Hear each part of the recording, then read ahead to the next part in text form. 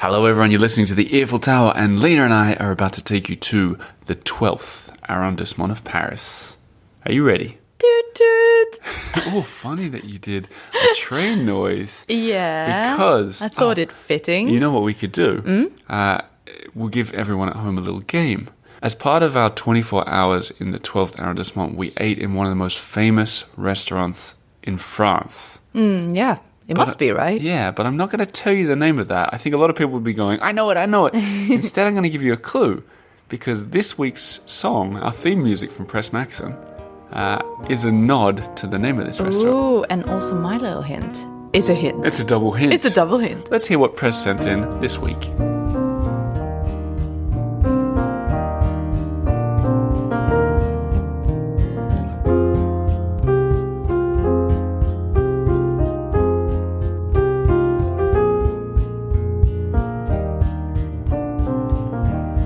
I think a lot of people know that song. Do you? Yeah, of course I do. The song is called Plus bleu que tes yeux. Yeah, it's a classic. Much like the restaurant. Yes, the restaurant, of course. So that song translates to more blue than your eyes. Just have to say Press. I mean, how amazing. Press. I wish he was my piano teacher back when I was 9. Did you learn piano when you were 9? Yeah, Fearless. Anyways, that's a different story. The song Plus bleu... Well, it's like a tongue twister. Plus bleu que tes yeux, written by Charles Aznavour, my old mate. There's a really nice recording of him singing it with Edith Piaf. Yes, your other old mate. Oh, yeah. Yeah. Now, who was featured in the 20th arrondissement episode. Now, the press wrote in this week. He said, for the eagle ear, I've snuck in a nod to John Coltrane's Blue Train in the middle of the longer version for YouTube. And it's a waltz, something we haven't done yet in the Paris Countdown. Ooh. I'm loving this. Yeah, me too. Thanks, Press. I'm looking forward to sharing that YouTube video, probably tomorrow. A shout out to everyone. If you don't realize there's a YouTube channel, by golly, you're missing out. The longer songs and everything we've done. Back to today's episode, yes. The restaurant, Train Bleu. That's right. Iconic. We're going to talk about it at the end of this episode because it was a big deal and we want to build up to it. If you're brand new around here, the idea is Lena, my wife, and I, her husband, we spend 24 hours. I was going to say something similar. 24 hours in every district. There's 20 districts of Paris. We started at 20. We're already at 12. It's going well. I know. We're learning so much. In the city we've lived in since 2015. Yeah, seeing so many new things. Yeah. It's amazing. And we basically sort of do a waltz through on the podcast episode, on the blog. And this is a good thing to point out. We're not going to sit here and read out the wiki page or the about section. No, we're not like facts. No, we're going to give you our experience of visiting it and our honest opinion. Yes. Because, and I haven't said this for a while, we're paying for everything. And we're not experts. Oh, no. But we are what we talked about the other day. We are professional tourists. Yeah, we're professional tourists. That's what we are. Yeah. So, and we're here to report back to you. And we'll tell you what we like and what we don't like. And then on the website, you can find all the links to all the facts. Yeah. And if you know, like... Otherwise, we talked about it. There's no point us just looking up the year that everything was built and then talking. Anyway, let's get into it. The 12th. Yeah. We thought it would be fun because it's a huge district. Everyone needs to know that. It's even huger when you take in the fact that the Bois de Vincennes, the massive sort of woods. Oh, yeah, we didn't even touch that. That's part of it. Yeah. That makes up half of it. So huge. So we were sitting here just before we started. We pressed start, record. And we were like, how are we going to sum up the 12th? And we kind of struggled because it's so We talked for longer big. about that. I know. Because we're trying to come up with something that mixes everything you're about to hear, which includes a wild visit to a museum that's been on my bucket list for years. Obviously, the iconic restaurant. Something that was on your bucket list. Yeah. All these themes. And the best we could come up with was a district on the go. On the move. That's right. And that kind of ties into the first thing. We booked another sort of gimmicky hotel. Yeah. And it was cool. I liked it. It was surprisingly good. At first I was like, it's... okay, so it's a hotel with movies in it.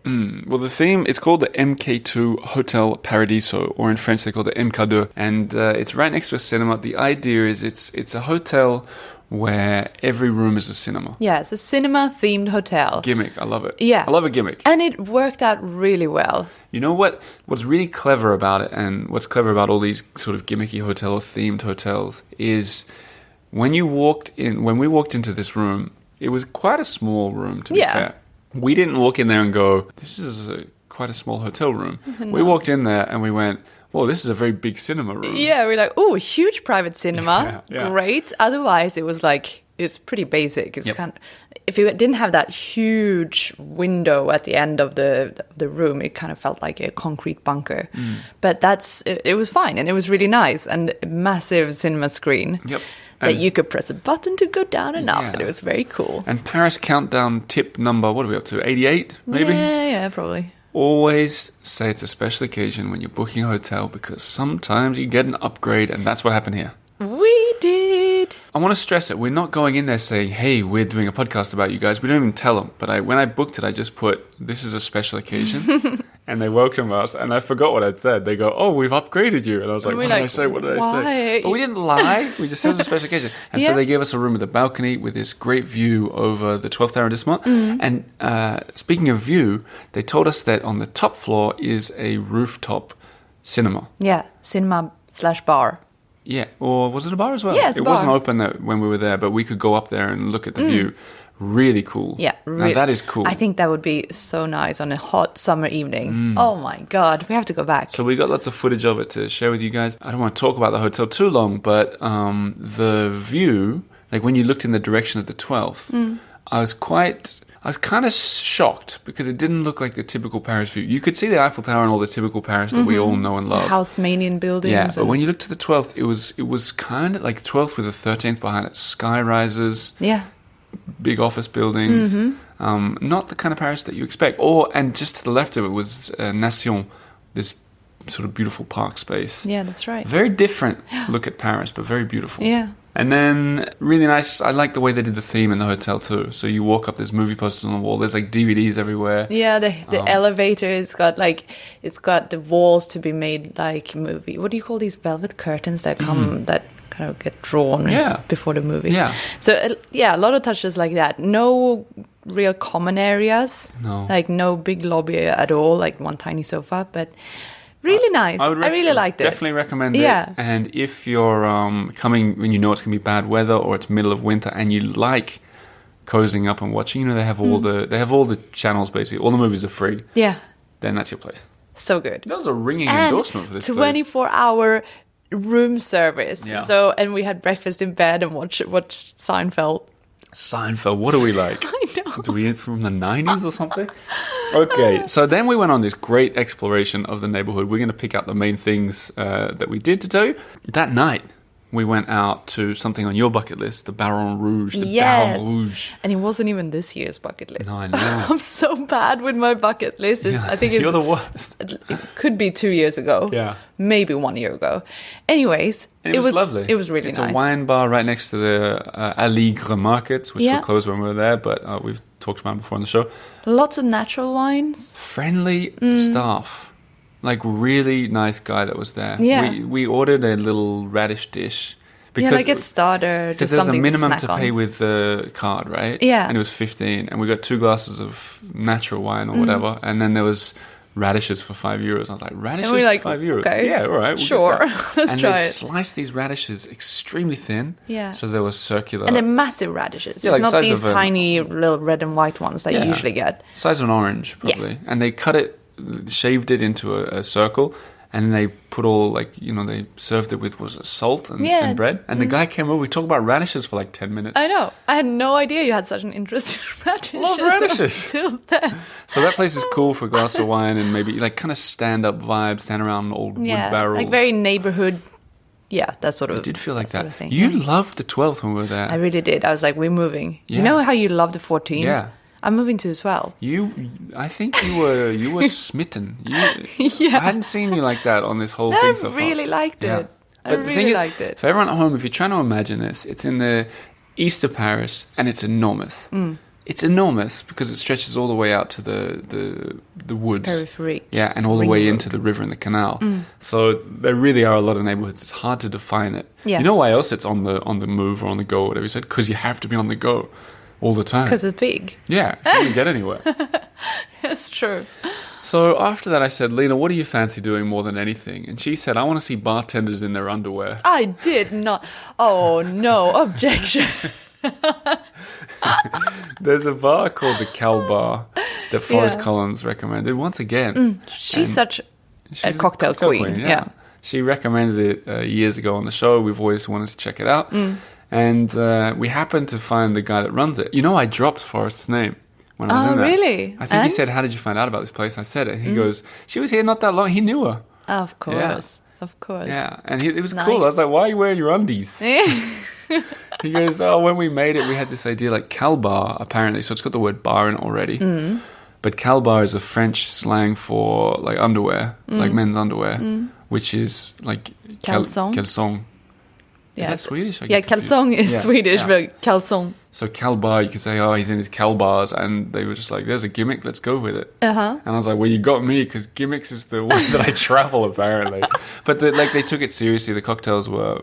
This is a thing I'm noticing more in Paris as we're doing this season. Some bars and cocktail bars, they don't care. They just sort of pre-mix things and serve it too. And then others take it really seriously. And the difference... I never used to care about cocktails. But it's like coffee. The difference is huge. You don't get this sugary, like, just whatever. Nonsense. Yeah. I was going to say nonsense, but I don't want to insult anyone. Hey, that's what we're here. We're here to tell the truth. I'm going to call them out. The Montparnasse Tower. The sugary nonsense. Disgusting nonsense. But Cal Bar, they did it really well. Yeah, and I have to say, you might get an idea when you say the waiters were in their underwear. It's not gross at all. Like, it's done really well. And it feels more like... It's like they're wearing beach shorts. Yeah. I wonder if any women work there. Yeah, I wonder. Yeah. But they were wearing, like, those sort of beach shorts, underwear, and a shirt, and a little bow tie. Yeah, it was classy, it's fun. Email of the week came in. It was actually an Instagram comment. It said, I wish these podcasts were longer. Oh. You're not getting it. We're keeping it this... We're going to jump on folks, thanks for joining. But thanks for all the lovely comments everyone's sending in. But moving on. Yeah. We were like dinner, because we knew we were going to the Trembleur, the restaurant, the next day, and that would be huge and a big deal. Nice and fancy and ritzy. Yeah. And we really like contrasts in this show, don't we? So, for dinner... Well, this is a place that Charlotte, who you guys are going to meet in a second, she's going to be on the show. Charlotte, who's been researching and helping with a lot of the blog posts. By the way, website looking very good. Oh, it's neat. Yes. Yeah. And Augustus photos. If it was an emoji, it'd be that fire. Really? Yeah. I think it'd be the little guy with the bow tie. Oh, really? Yeah. Or Cal Bar, at least. So Charlotte found this place called Ground Control, and I was a bit skeptical because she often finds loads of places. And she narrows it down to the best. And we can... Because we're so busy with this. It's very all-consuming. And we have to sort of look at pictures. She puts pictures and sort of tips. And I looked at this place, and I didn't really get it. It was hard to define this place a little bit. But we're going to try, because we went, and it was great. Yeah. So, well, much like the 12th, it's very big. Vast. Yes. But when you were approaching it, you would never know. You go up and it looks like an old small train entrance. It's just a door with a security guy outside. And I was kind of expecting it to be like a nightclub or something. Yeah, it kind of looks like a nightclub with neon lights. Walk in. Outside.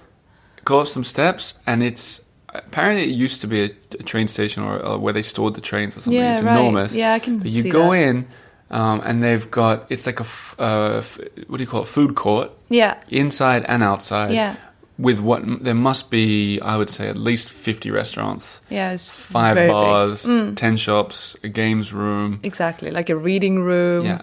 It was a bit of everything. So it was like... There were buses turned into restaurants. Yeah. But like cheap. Food trucks. Like not it wasn't fancy. Like you wouldn't get waiters. It's like a food court. You get the food, you go sit down, they ring the bell and you like come a play... I was going to say PlayStation, but like a play area too. It's just games. Yeah. And it's fun, very accessible, good quality food, good quality I'm surprised we hadn't heard about this place before. I know. I have fun. heard about it, but I never really realized what it was. I thought it was like maybe more of a bar or I don't know. I didn't really get it. It used to be called something else. It's only open fairly... I think I got it written... I looked it up. I think it only opened within the last 10, 15 years or something. Yeah. And I think it used to be called something else. So if you think you know what we're talking about, but it wasn't called Ground Control, you may have visited. You may be right. But one thing I did notice is it felt to me a lot of the people there were younger. Yeah. There were definitely some older people, but this was a really clear case of a younger crowd. for sure. Like, so if I feel like giving this tip, knowing that there are people of all ages listening, like I don't feel like I saw many people under 35 there. No. And if you're 65 and you're thinking it sounds cool, you could definitely go. Definitely go. Oh, for sure. But expect that kind of crowd. Yeah. No, but it's like cheap and cheerful, sitting on massive, sitting on big benches by big tables, communal. Don't want to say a hippie vibe, but, I'm just going to... You don't want to say hippie vibe, but there was a guy selling, what's it called, CBD-infused chocolate and cakes, like the the medical marijuana. Well, there's a bit of everything. I think they even had like a plane turned into some sort of photo art gallery in there as well. Yeah. It's huge. Yeah. We just picked one totally random. In fact, we asked the guy at the shop, what's a good one? And he said it was one where the food was made by refugees. So refugees who'd come like to chefs. France. Yeah, refugee chefs. Yeah. And so we ate that, and it was kind of like, Asian African food, I think. Yeah. It was a big mix. It was really good. I was just thinking, what I could liken this to? Just if anything. I love that people driving around the world will think that a French police car just went past them. Yeah. We're leaving it in. Yeah, okay, sure. Camden Market in London? Yeah. So if you know what I'm talking about, Camden Market is this big... Well, that's more of an outdoor space, but it's also got indoor spaces. And, of course, that's bigger. But it's got that sort of... It's like Camden Market that hasn't been ruined by mass tourism yet. Yet. And you know what it reminded me of? In Lisbon, we went to a big outdoor sort of food court. Do you remember that? And there was lots of shops and galleries, and there was a bar that we had to go up all these steps. And we saw out over the ocean. No, I don't remember that at all. Okay. What? We did so much. I don't remember it all. We had to go like quite a way out to get to it. And I think we took an Uber for like 20 minutes. Yeah, that place was cool. Yes, I can't remember what it's called. Okay. Someone write in if you remember. Sure. We went and crashed that night. We were really planning to watch a movie. Yeah. But this is the first district we did without our son.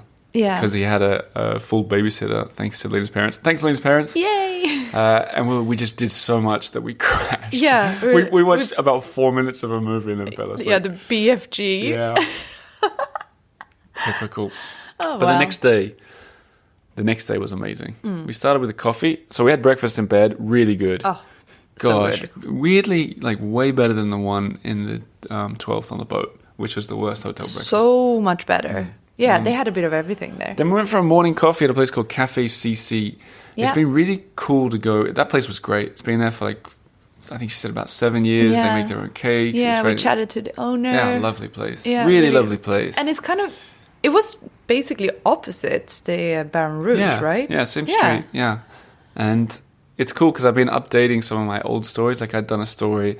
I did a story on the blog about 5 years ago, the best cafe in every arrondissement. And I've been updating those kind of stories as I've been finding cool stuff along the way. Because when I wrote those stories, I had, maybe been to one cafe in the 12th. Or maybe that place is closed. So I'm going to start sharing that stuff again. But that place... It made beautiful. A list. Yep. And then we went to the Train Bleu. But to get there, we took this beautiful walkway. It's called the Promenade Plantée, also called the Coulée Verte. And it's essentially an elevated walkway. It used to be a train line that's been done up beautifully with green space. Yeah, it's green. It's really nice. Yep. So if you've been to New York, you know that is it called the High Line? High Line, yeah. It's like that, but in Paris. Yeah. And on an old train line. And this one inspired the one in New York. How about that? Oh, yeah. So, gosh, we're jumping around today. Hope everyone can keep up. This is an on-the-go, on-the-move episode. Yeah. For an on-the-go. Do we decide which one? I don't know. What do you guys think? Hurry, because I need it as the title for the podcast episode you're listening to. Uh-oh. Then we went to the Train Bleu, and I thought it would be really nice, seeming we have a team working with us now. I know, and this is a new thing. First time in 5 years. Yeah, we got a team. The past few months, really. I thought it would be really cool if we're ever going to do an earful outing to invite them to lunch at the Train Bleu restaurant. Yes. So Charlotte Pleasance, who's basically been doing all the thinking behind everything you guys have been hearing at home, and Augusta, who's basically done the vast majority of the photos for this season, joined us for lunch at the Train Bleu. And I said to them, do you want to be on the podcast? And they said yes. So before we get into, we did a little roundtable talk about our impressions. Before we get into that, the quick fact, this is at the Gare de Lyon train station. If you've seen the movie Nikita, there's a really sort of crazy pivotal scene set in the Train Bleu, so you can watch that maybe on YouTube or something if you want to get an idea. Otherwise, because Augusta was there, we have the most beautiful photos of this place. They're spectacular. Yep. So theeiffeltower.com, social media, the Eiffel Tower, they'll probably be on yours, Parisian postcards. For sure. They'll be everywhere. Check it out. It's beautiful. Check it out. But I handed around the microphone, and here's everyone's impressions.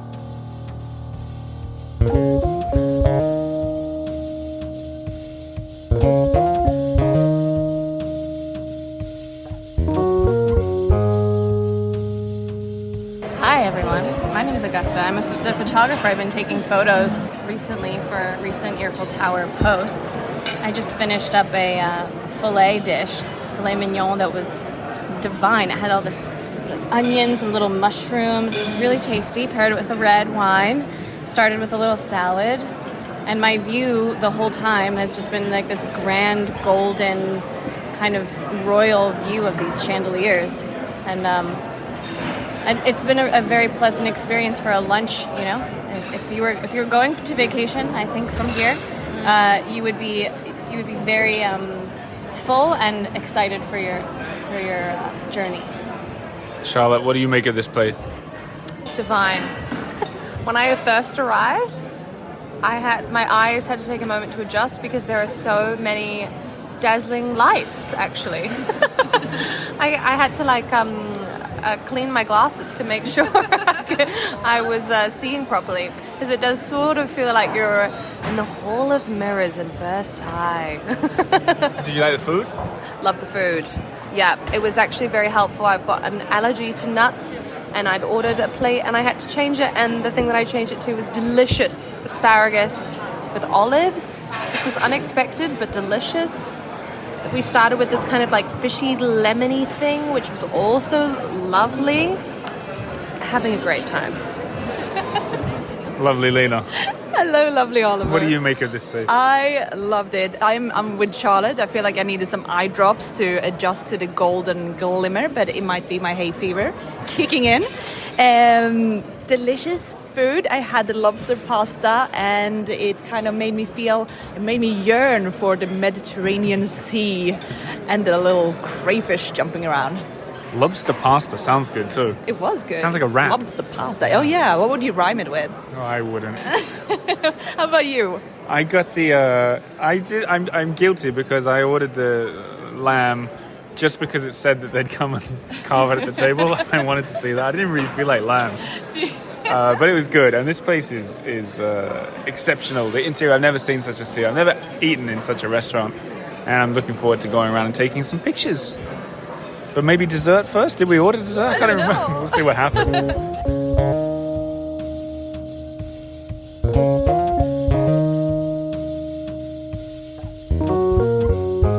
Yearn for the Riviera, huh? Well, indeed.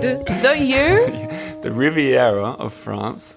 If you're new to France, we're talking about the southern coastal line. Yes, southeast coast. Yeah, which is like close to Italy, Antibes, Nice, Cannes, Monaco, all that stuff. In my opinion, the second thing everyone should do in France after Paris. It needs more exploration. Yeah, definitely. Yes. But it's still got this iconic status, you know, thanks to the famous Americans that went down there in the 20s. Yeah, it's got lots of history. And where we were sitting was right in front of Villefranche-sur-Mer. They had these big signs up on the wall. Not signs with pictures. Yeah. Because, you know, like all these ceiling paintings. Yeah. Well, the idea was that people used to eat there before they went on their train journey. And this train that they used to take it wasn't called the Train Bleu, it was called the Ventimiglia or something like that. I think it went all the way to Italy. It was this beautiful train. Well, that's the final station on the line. Sense. Yeah. So you can imagine, like, there's that vibe going, you know? Yeah, everyone sitting there sipping nice champagne and getting inspired, looking at all the beautiful paintings. And makes one want to up and leave to the Riviera. Doesn't it? Well, let me tell you this. On the website, they write that it's steeped in history This establishment is filled with a distinctive and unique atmosphere where time and space fade away during an exceptional moment. Oh, wow. You know what's funny about that? Time and space did fade away. Yeah. We were there for 3 hours. Yeah. I don't know how For that lunch. happened. And we were like, maybe we should make it a bit snappy because we got stuff to do. But no, 3 hours. It just disappeared. Like we came out like when you walk out of a movie or Yeah. something, like blinking. And Yeah. what happened? Yeah, and also they're renovating the outside of the restaurant, like the facade to the train station, and Like it you're in looked a terrible. Casino or something. Yeah, it looked terrible outside. So you're like, whoa, you just get snapped back into the real world. Oh, horrific. But in there, amazing. 10 out of 10, exceptional show. What we didn't mention in the little clip you heard before, we did get dessert, and someone had ordered a crêpe Suzette, which is where they light it on fire, and they lit it on fire, the crêpe, right next to the table. And there was this waiter who had this he was charming, but he seemed, could not be phased. Yeah, he seemed quite by disinterested. anything. It was perfect. Yeah, and there's this picture, this like whopping flame in front of him, and him just looking down like he's Like so blasé. signing a check or something. Yeah. Yep. You know, It's amazing. yeah. So those pictures, can't wait for you guys to see it, and really good on the YouTube video too. We got one more thing to talk about before we get into our scores. What might that be? Also from my bucket list for this year. So that Crème Bleue was on my bucket list. Tick. And then it was the Musée des Arts Foraines. Hard to pronounce, hard to visit, because we took the scooter. Oh, and we ended up on the periphery. The huge ring road around Paris where scooters are not allowed Yeah, to and we go. shrieked Yeah. and managed to find a way off. Thank Peripher God. shriek, it should be called. We took a right turn when we should have took a left. I know, it's It horrible. was terrible. I'm not very good at map reading. No. Well, I don't know what went wrong. No. But really, it made us late. But this museum, so they're quite cagey about what they have in there. Very cagey. And it's not accessible, like at all. You have to book a time. You can't just like rock up there and just go in whenever you want. yeah, because it's guided visit, and I read that the guided visits are in French, but they kind of make it compatible for non-French speakers. I was Yeah. like, what does that mean? Yeah. And then, because they have very few pictures, you can't get a sense. Like with the Louvre, you know there's going to be a billion people in there. Yeah, and you're here gonna you be don't really wandering get around. what it is. No. Because I thought, like, even the name, this Art Foraine, like I thought it was international art. Oh, I had foreign no art. idea. Yeah, I just didn't know what it was. I think the title in English is I think it's the Fairground Museum. Well, that says it a little bit more. The idea of this place, just, we better get it right. It was created by a guy, Jean-Paul Favron.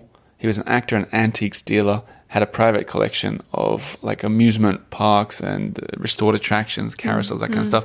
Put it in this enormous event space, opened it up in 1996. There you go. They're the facts. Yeah. It's enormous. Huge. Warehouse, I couldn't huge. believe how big it was. Yeah. And it's like 8 different enormous rooms with 150-year-old carousels. Have you seen Midnight in Paris? You know the scene where Owen Wilson is dancing around? I think he jumps. Yeah, and bumps it's into- like carousels around and everything. Yeah. That's there. And he's meeting Fitzgerald. That's right. Yeah, another Riviera connection. That's right. Yeah, he was down Yeah. in Juan Lepin. Yeah. It was astonishing, this place. Yeah. I'm amazed more people would, and I was amazed how full it was too, for an attraction that's somewhat unknown. We were in a group of maybe 20. Yeah. And there was one every half an hour Because we going. had to rebook our time, and we were like, it's not going to be full. Like kept no one, selling out, no one knows about this place, Yeah. and it's so far out. But it really, wow, it's popular. The way that they do it in English as well is, it's kind of like when you go, like any tour. Like he was doing it all in French, blah, blah, blah, blah, blah, and then he go, these things, 1950, you see? Yeah. It was made in 1950 because of the horse's hair, okay? Blah, blah, blah, blah, blah. Yeah, and you're like, oh, okay. You're like, yeah, I get everything, yeah. But you know what I really liked about this museum? It's that it was you get into it, like you can play the games and you can ride the carousels, and it's really fun. And they're original, like they Yeah. don't, that's they rare. didn't do like a replica. They were like, No. this is the original one from 18 whatever. Yeah. And we're going to Like ride there it. was one game, you could sit on things, ride, you could pedal, you could sit on the horses. There was one of those games where you roll the balls, Yeah. and it drops in the hole, and the horses. You'll see it all on the YouTube video. Yeah. But very well done, very good space, and you can hire it. It occurred to me to do an Eiffel event. Tower event there one day. Oh, imagine. But I said, "How much is this?" And he wouldn't even tell me. It's like, he must have thought I was it was out of my Joking or budget. something. Yeah, I don't know. But I was like, no, but how much? He goes, the top price for renting this, you don't want to know. I was like, what's the bottom price then? He's like, no, you got to send in an email. So Maybe he didn't know. he just didn't know. But they have weddings with room for 4,000 people in one room. Like it really was incredible. Yeah. So top marks for that place. Yeah, I'd say so. The only downside is it's far away. Yeah. And that brings us to our scores for this district. A district The dreaded score. on the go. If you're new around here, we've got methodology here to rank the districts. Yeah. And we give a score out of 10 for all of the following 5 criteria. Added up, it's a score out of 100 for the district. Are you ready? I am. Strollability.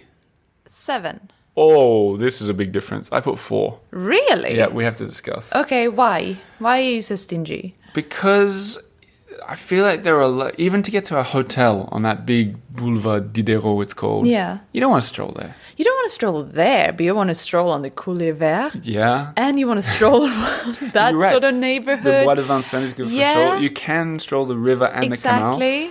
But I took it that that also means 85% of the district is unstroll-worthy. Yeah, sure. Okay. Yes. That's probably our biggest disagreement. This is equivalent to a fight for me and Lena, Yeah. actually, in our private life. Well, I don't know about that. So 7. dear. So people will go home and be like, well, I don't know what to think. Okay, the strolls that you can find are really nice. top class. Yeah.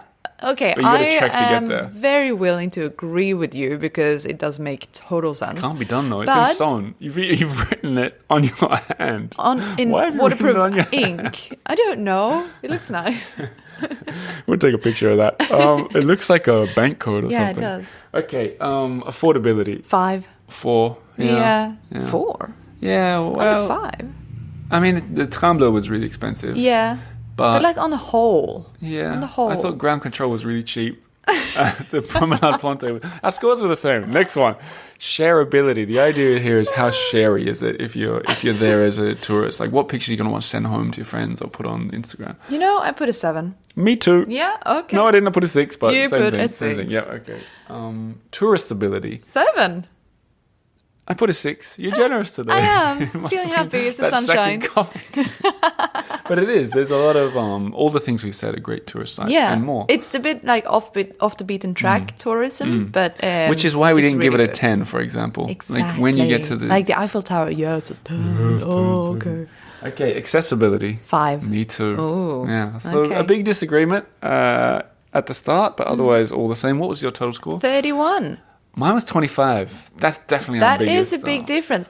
But you know what? I looked through my scores, and this sequence of numbers matches exactly what I put for the 14th, which we also loved. And it was sort of similar. Like, there's similarities. I bet my score for the 14th was higher than yours. Yeah, as well. maybe. So that total was 20. It was 25 and 31, so 56.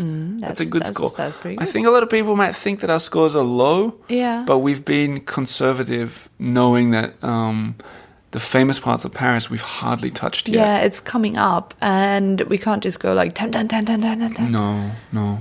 So yeah. So keeping in mind, everybody, I'm excited about this, that the best is yet to come. And I'm going to say it, I'm already proud of this season. Yeah. I think we've really done Should well in be. the first 20 through to 12. I want to say thank you, a few quick thank yous. Firstly, to your parents for babysitting, to Augusta for the photos, Charlotte for the reporting. And when I say reporting, guys, there's additional stuff too. On the website, we often pick the main things we talk about and do extra blog posts Yeah, with a lots of deeper pictures dive. and facts. So last week in the 13th arrondissement, we did a whole blog post about those beautiful globes, about the Butokai, about the map shop with all the pictures. It's so good. The reason I'm pushing is because remember that email like 2 weeks ago, the woman who said, I've been listening for years and finally I decided Didn't to check even out your site. realize. Yeah. The other thank you I want to say is to the Patreon members. It is a new month, which means I'm happy to push it. It's Yeah. the time to sign up. Join in the fun. I'm going to say if you are already a member, you'll know that we had an event last week, which we'll talk about more next week because it was in the 11th. But also coming up in about a week or two, there's going to be a live walk show for members only going through the 11th. We found something really cool in the 11th. I'm going to go back there and show you guys. I'll tell you now, it's the passages. These So beautiful many. I had no idea. passages. Oh, they're and incredible. what I mean there is like open-aired, full of like ateliers. Yeah. Oh. Like, and we went there with a photographer as well, so we got some nice pictures. But I want to take the Patreon members through. You get a lot of bonuses, and literally you make this show happen. You might have noticed there's no ads at the start. Listen to any other podcast that's big, and you're going to get 5 minutes of ads at the start and in the middle. We don't do that. We rely on the Patreon pledges to literally make the show, hire the staff, pay for the hotels, and so on. So patreon.com/The Earful Tower. Monthly pledge, $10 a month is what I recommend. That's a pair of coffees at Cafe CC, if you ever go there. That's a couple of glasses of wine. That's a lot of radishes. That is a lot of radishes. Yeah, it's a lot. That's 2 plates of Maybe big too radishes. many. But that's the website to check it out. And we're looking forward to welcoming you as the new member. There'll be some events coming up too. Anyway, that's it for the 12th arrondissement, a district on the move. Yes, and I loved it. Yeah, me too. Yeah. See you in the 11th. Ooh. Time for some fade out music from Charles Aznavour. Okay. See you next week, everybody. Bye.